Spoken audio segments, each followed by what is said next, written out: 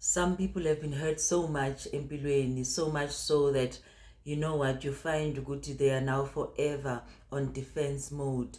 Mangabe ukhuluma naye umuntu uyambona ukuthi lona is already useready ukuthi angakuphendula. Ungabasoli mntana sekhaya, they faced so many situations and so many trials empilweni zabo that trust no longer comes easily kubona, so they always want to find indlela yokuziprotecta and always thinking ukuthi everybody is out to get them. It is not always the case. Some people are not out to get you mntana sekhaya. It's just that you face so many trials empilweni yakho, so much so that you know, awusakholwa even when the good things come your way, you wanna block them out because you find ukuthi you don't believe ukuthi these things are happening to you.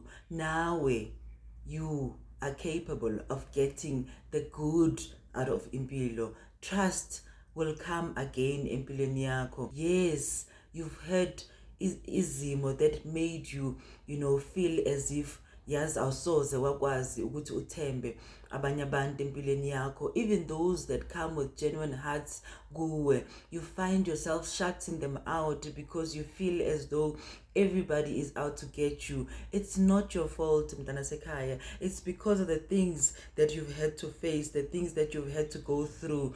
Now try and work on yourself and try ukuthi understand izinto ezakuzwisa ubuhlungu. They were not there to stay. They were just there as lessons. They were just there to teach you. They were just there to show you a direction now yokuthi ukwazi.